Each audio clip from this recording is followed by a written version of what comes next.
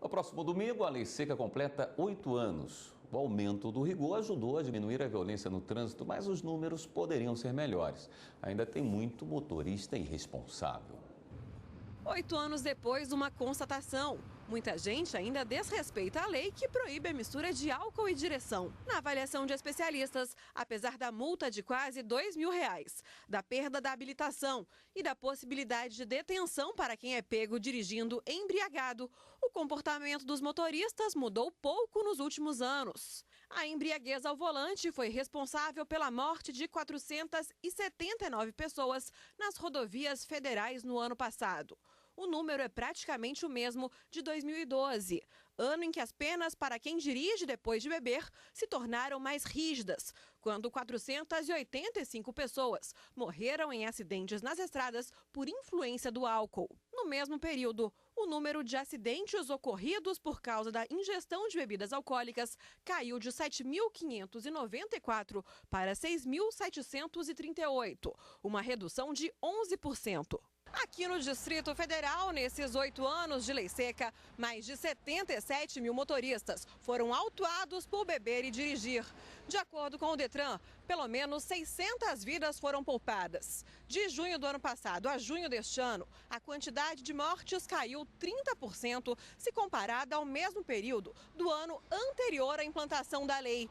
O número passou de 500 para 348 mortes. E as últimas horas do dia são consideradas as mais críticas no trânsito. A maior parte dos acidentes acontece entre 6 da tarde e meia-noite. E para falar mais sobre os 8 anos da Lei Seca, eu recebo aqui na bancada do Jornal da Justiça a advogada Andréa Rezende. Doutora Andréa, boa noite. Boa noite. Era de se esperar que a multa, que no primeiro momento trouxe um grande impacto pelo seu alto valor, causasse esse efeito de inibir os motoristas. Parece que o alto valor não fez o efeito esperado, né? Na verdade, existe uma dificuldade muito grande em conscientizar a sociedade dos efeitos, né, que causa, o mal que causa dirigir sob influência de álcool. A pessoa que bebe e dirige, ela pode cometer um ato contra si própria, sua própria segurança e contra terceiros, expondo inclusive a vida de outra pessoa em risco, a sua própria vida em risco. Né? Então, existe uma dificuldade muito grande em quebrar esse paradigma que tem culturalmente do brasileiro de beber e dirigir, né? Mas eu acredito que com a atuação do Detran, do governo do Distrito Federal e de forma nacional, campanhas, né, vêm no sentido de quebrar esses paradigmas. Inclusive já existem campanhas de paz no trânsito, inclusive nas escolas. Então já é uma nova formação das pessoas que já vão crescendo com essa nova ideologia de que faz mal, não é correto e que oferece risco, né, a sua integridade física e a de terceiros beber e dirigir. Em cima dessa visão, eu pergunto para a senhora como é que está a nossa jurisprudência hoje em relação às pessoas que atropelam e acabam causando a morte de terceiros. Trata-se de homicídio doloso ou culposo? Depende. Cada caso é um caso, né, específico, isso tem que ser analisado pelo Ministério Público no momento em que ele oferece a denúncia, né, e também pelo magistrado ao proferir sentença, mas a princípio nossa jurisprudência, ela entende o seguinte: um acidente de trânsito com vítima, né, com uma vítima fatal, a princípio trata-se de um homicídio culposo.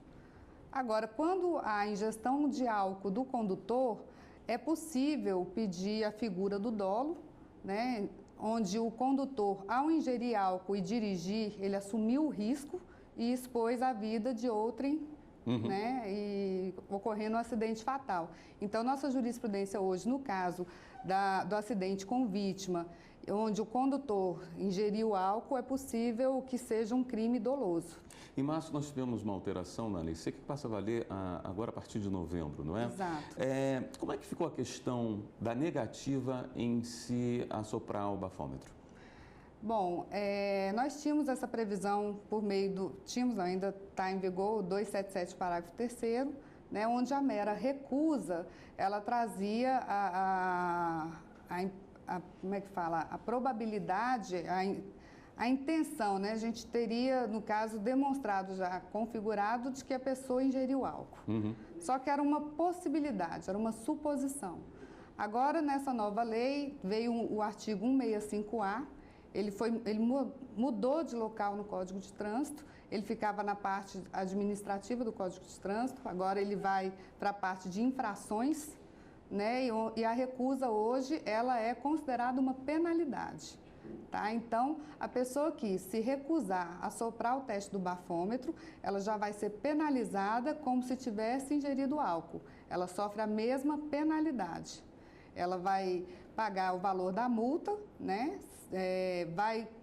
Corre o risco de ter a suspensão dos 12 meses sem dirigir, a pontuação na carteira e, se for reincidente, o pagamento ainda será em dobro da multa. Perfeito. Vou pedir para a senhora continuar aqui com a gente.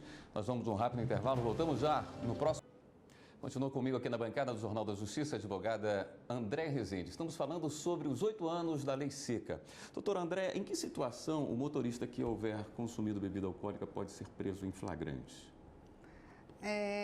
No caso, quando o motorista está dirigindo sob influência de álcool e ele se envolve num acidente de trânsito ou é alvo de uma fiscalização de trânsito, o agente de trânsito pode pedir para que ele faça o exame do bafômetro ou fazer a análise dos sinais de embriaguez.